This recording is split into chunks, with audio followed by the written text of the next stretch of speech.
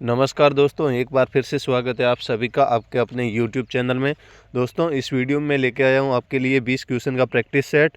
तो जो भी साथी एसएससी जीडी की तैयारी कर रहे हैं, जिनके एग्ज़ाम चल रहे हैं, वो साथी इस वीडियो को अंत तक देखें। बहुत ही इंपॉर्टेंट क्वेश्चन है। ये सभी क्वेश्चन प्रीवियस ईयर में पूछे गए क्वेश्चन है। तो जो भी साथी इस चैनल के साथ नए हैं, तो वो सबसे पहले चैनल को सब्सक्राइब करके बेल आइकन ऑन कर दें, ताकि जो भी नेक्स्ट वीडियो आएगा उसकी अपडेट आपको मिलती रहेगी। तो शुरू करते हैं। पहला हमारा क्वेश्चन है, बक्सर की लड़ाई के बाद बंगाल के नवाब की गद्दी पर किसे बैठाया गया?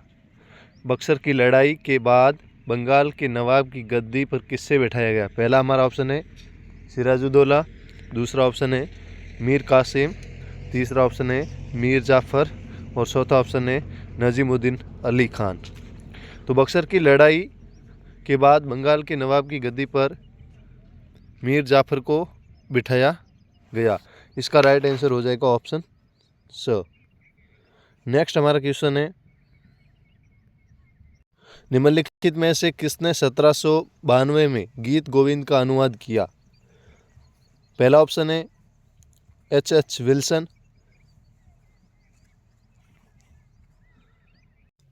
दूसरा हमारा ऑप्शन है सर रॉबर्ट चैम्बर्स, तीसरा ऑप्शन है चार्ल्स विल्किंस और चौथा ऑप्शन है सर विलियम जोन्स। तो गीत गोविंद का अनुवाद 1792 में सर विलियम जोन्स ने किया। इसका राइट आंसर हो जाएगा ऑप्शन द। नेक्स्ट हमारा क्वेश्चन है, निम्नलिखित में से किस राज्य को भारत का चंदन राज्य कहा जाता है? निम्नलिखित में से किस राज्य को भारत का चंदन राज्य कहा जाता है?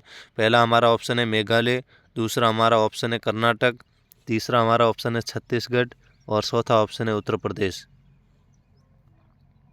तो भारत का चंदन राज्य कर्नाटक राज्य को कहा जाता है। इसका राइट आंसर हो जाएगा ऑप्शन ब। नेक्स्ट हमारा क्वेश्चन है,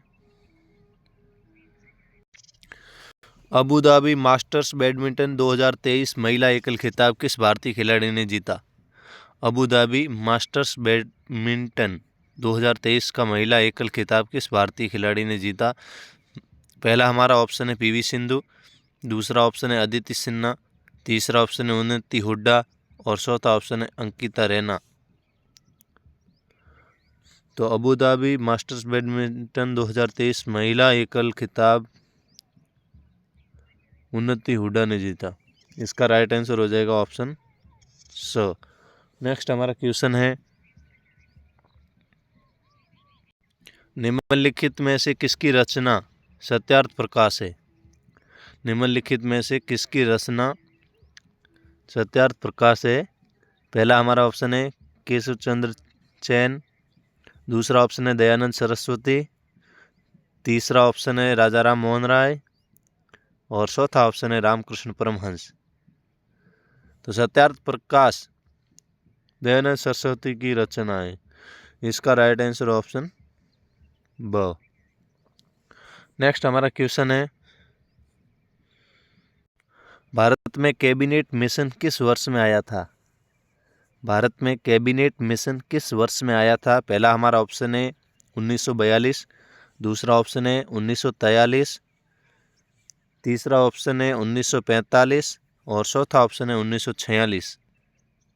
तो भारत में कैबिनेट मिशन 1946 में आया था। इसका राइट आंसर हो जाएगा ऑप्शन नंबर द। नेक्स्ट हमारा क्वेश्चन है, विश्व खाद्य दिवस प्रतिवर्ष कब मनाया जाता है? पहला हमारा ऑप्शन है 15 अक्टूबर, दूसरा ऑप्शन है 16 अक्टूबर, तीसरा ऑप्शन है 17 अक्टूबर और चौथा ऑप्शन है 18 अक्टूबर। तो विश्व खाद्य दिवस प्रतिवर्ष 16 अक्टूबर को मनाया जाता है। इसका राइट आंसर ऑप्शन ब। नेक्स्ट हमारा क्वेश्चन है, न्यूजीलैंड के नवनिर्वाचित प्रधानमंत्री कौन चुने गए हैं? न्यूजीलैंड के नवनिर्वाचित प्रधानमंत्री कौन चुने गए हैं? पहला ऑप्शन है हेनरी क्लार्क, दूसरा ऑप्शन है क्रिस्टोफर लक्सन, तीसरा ऑप्शन है जेसिंडा अर्डन और चौथा ऑप्शन है क्रिस हिपकिंस। तो न्यूजीलैंड के नवनिर्वाचित प्रधानमंत्री क्रिस्टोफर लक्सन को चुना गया है। इसका राइट आंसर ऑप्शन ब। नेक्स्ट हमारा क्वेश्चन है, प्लास्टर ऑफ पेरिस प्राप्त किया जाता है। प्लास्टर ऑफ पेरिस किससे प्राप्त किया जाता है? पहला ऑप्शन है कार्बन से, दूसरा ऑप्शन है जिप्सम से, तीसरा ऑप्शन है यूरिया से और चौथा ऑप्शन है सोडियम बाइकार्बोनेट से। तो प्लास्टर ऑफ पेरिस जिप्सम से प्राप्त किया जाता है। इसका राइट आंसर ऑप्शन ब। नेक्स्ट हमारा क्वेश्चन है, अंतर्राष्ट्रीय ओलंपिक समिति ने किस खेल को 2028 के लॉस एंजल्स ओलंपिक में शामिल किया है?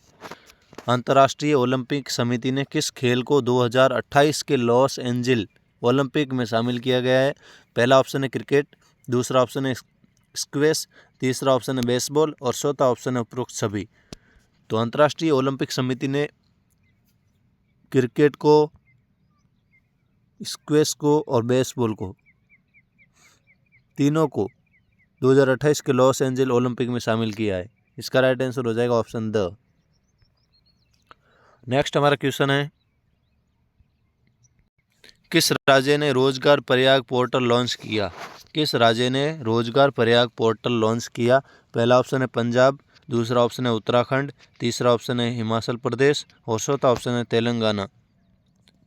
तो रोजगार प्रयाग पोर्टल उत्तराखंड राज्य ने लॉन्च किया। इसका राइट आंसर हो जाएगा ऑप्शन ब। नेक्स्ट हमारा क्वेश्चन है, न्यूटन के किस नियम से हमें बल की परिभाषा प्राप्त होती है? न्यूटन के किस नियम से हमें बल की परिभाषा प्राप्त होती है?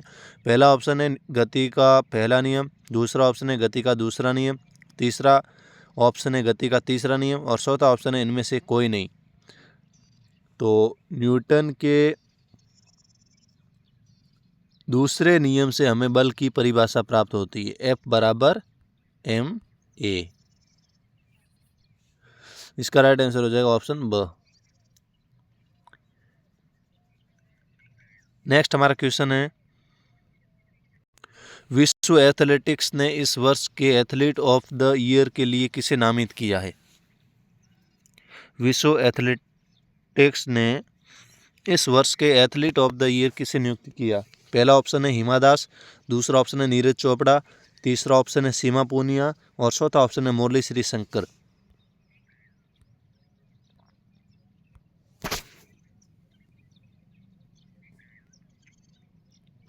तो विश्व एथलीट ने इस वर्ष नीरज चोपड़ा को एथलीट ऑफ द ईयर नियुक्त किया गया। इसका राइट आंसर ऑप्शन ब।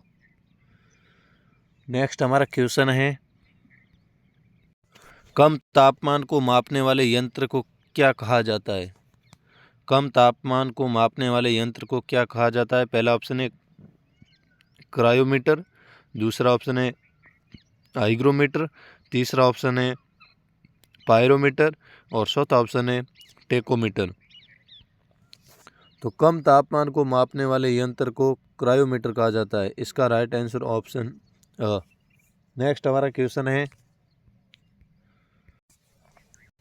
बिहार राज्य का दूसरा टाइगर रिजर्व किस जिले में स्थापित किया जाएगा? बिहार राज्य का दूसरा टाइगर रिजर्व किस जिले में स्थापित किया जाएगा? पहला ऑप्शन है कैमूर, दूसरा ऑप्शन है आरा, तीसरा ऑप्शन है पूर्वी चंपारण और चौथा ऑप्शन है पश्चिम चंपारण।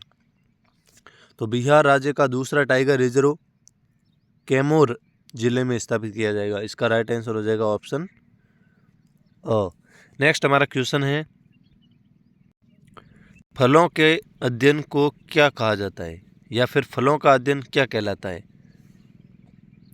पहला हमारा ऑप्शन है एंथोलॉजी, दूसरा हमारा ऑप्शन है पोमोलॉजी, तीसरा हमारा ऑप्शन है फिनोलॉजी और चौथा ऑप्शन है एग्रेस्टोलॉजी। तो फलों के अध्ययन को हम पोमोलॉजी कहते हैं। इसका राइट आंसर हो जाएगा ऑप्शन ब। नेक्स्ट हमारा क्वेश्चन है, छोटा नागपुर पठार की सबसे ऊंची चोटी है? छोटा नागपुर पठार की सबसे ऊंची चोटी है। पहला ऑप्शन है धूपगढ़, दूसरा ऑप्शन है महाबलेश्वर, तीसरा ऑप्शन है पारसनाथ और चौथा ऑप्शन है पंचमढ़ी। तो छोटा नागपुर पठार की जो सबसे ऊंची चोटी है वो है पारसनाथ। इसका राइट आंसर ऑप्शन स। नेक्स्ट हमारा क्वेश्चन है, किस मुगल बादशाह को जिंदा पीर कहा जाता है? किस मुगल बादशाह को जिंदा पीर कहा जाता है? पहला ऑप्शन है अकबर, दूसरा ऑप्शन है औरंगजेब, तीसरा ऑप्शन है जहांगीर और चौथा ऑप्शन है शाहजहां। तो जिंदा पीर औरंगजेब को कहा जाता है। इसका राइट आंसर हो जाएगा ऑप्शन ब।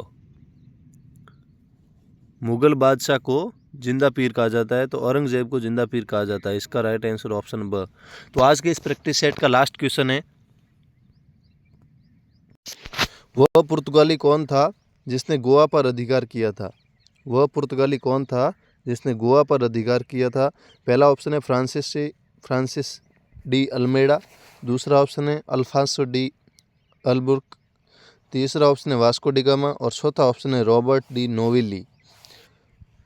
तो गोवा पर अधिकार करने वाले फ्रांसिसो डी अल्बुर्क थे। इसका राइट आंसर हो जाएगा ऑप्शन ब।